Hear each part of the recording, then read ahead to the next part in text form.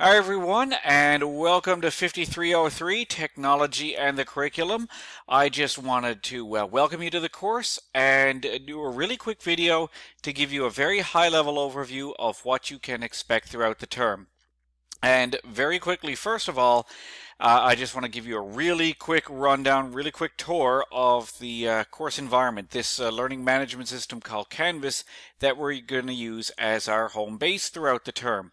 Besides your usual blurb of a course description that you'll see here on the home page, there's some very important links that you're going to be using throughout the term, including a copy of the full course outline that you can download, and this Getting Started link. If you haven't already done so, I highly recommend going through this before moving on and doing anything else with the course for the term.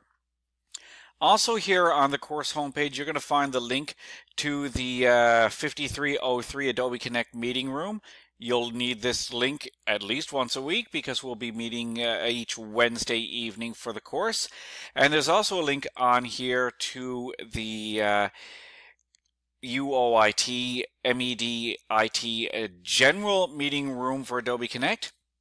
And there's a couple other key links, such as our Twitter feed that we're going to use throughout the term, and the course ebook site, and our course resources.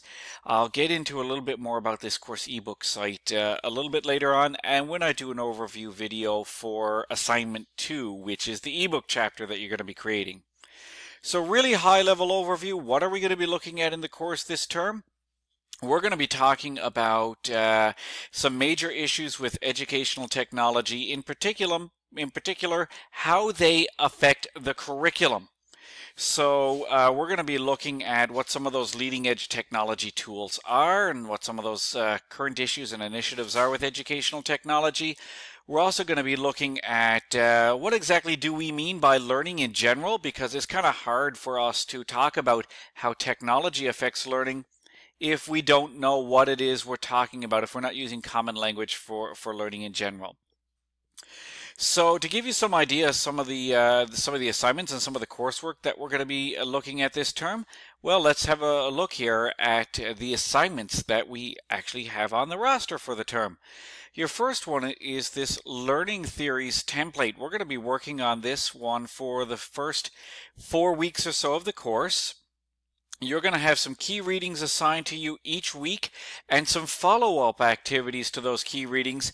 And the whole idea is to complete this checklist template document over the course of the first 4 weeks. So you can download this template from the course, and you'll be filling in each of these sections. And you need to fully justify each of those sections. So we're going to work on one of these sections per week. So it's going to be pretty detailed by the time you're done with it. Obviously, you're going to change this here Robert Power to your own name, and you're going to fill in each of these sections. I'm not going to go into too much detail here. You'll get that during the weekly modules. Your second assignment for the term is going to be this ebook chapter. So you're going to have a draft ebook chapter as part 1 of this. Then you're going to have your final version of the chapter. It's broken into 2 parts because you're going to submit a draft of this chapter to me partway through the term, and then you're going to do some blind peer reviews of 2 of your classmates' chapters. That means they're not going to know who does the review of it. So you'll get a chance to read theirs and provide some feedback using a standard template. And when you're done, you're actually going to take the feedback that you receive from your classmates, revise your chapter, and you're going to publish it as part of an ebook that we're going to work on for the term. So I've already set up the ebook template site. It's an empty shell right now. You can see that there's no chapters in it. Once we get up and running, I will give you all usernames and passwords to access this. And when it comes time to submit the final version of it, you're going to submit it right into here as a chapter, hit publish. We are going to have an actual open access ebook by the time this course is over. So the world will be able to see the fruits of your labors in this course. You'll be able to share it. You'll have something that you can put on your resume or your CV at the end of the term. Coming back into the course shell here, what else have we got on the go for our assignments? Well, we've got our community contributions. That's another key thing we're going to be working on throughout the term. if you come back to the home page here, you're going to find a link that will take you to our Community Contributions blog site, the Technology and the Curriculum blog. And again, you can see that there are no posts here. Once we get up and running for the term, I'm going to set you up so that you have access as an author to contribute to this site. You're going to need to make some contributions throughout the term. So you're going to be posting on Twitter once or twice a week, but you also have to have at least 2 or 3 unique blog posts on this site throughout the course of the term. And there will be some suggestions provided as you work through the weekly modules as to topics that you can post a blog post about. So you're going to have to finish those by the end of the term. There's more details on the site. Having a look at the weekly modules just so that you get an idea of how everything is structured in here. We've got our Getting Started module. Please work through this, as I noted, before the term begins, before you get started on anything else. It's got some very important information in there, including how to get a hold of me. You've got a dedicated module in here with access to all of our course resources, including our required readings list to complete during the first few weeks, and some very important information here on how to optimize your time on those course readings. A look at one of our typical weekly modules, week 1 for example. I've listed out our learning goals for that particular week. So our topic and our actual goals. Once you get into here, you can just click the next and previous to move around your weekly topics. And you'll see that I've got our activities for our weekly Adobe Connect sessions listed out, as well as useful links for things that we're going to use during that.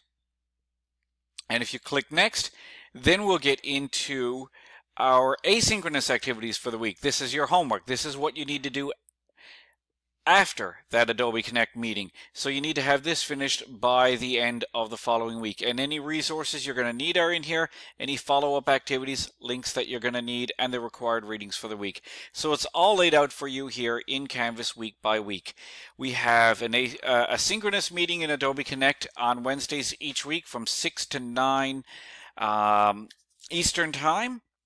However, it should be noted that for the first 6 weeks, we're going to break the class apart into 2 smaller groups, Group A and Group B. You'll get more details sent to you about which group you are in. You'll have a chance to have your say as to what your preference is before we have our first meeting. We're going to meet in those smaller groups for an hour and a half. The reason being, we're going to be able to have much more intimate, I guess you could say, chat as a group and really get down and deep into discussing those weekly activities. During the last few weeks of the term, we're going to come together as a combined group because you're going to be doing some class presentations on meaningful use of technology. And you also will have some asynchronous activities every week that you need to complete, roughly 4, 5, 6 hours worth of work, depending on how intense you go with your own readings, how many extra readings you decide to follow up on yourself besides those required readings that I've posted.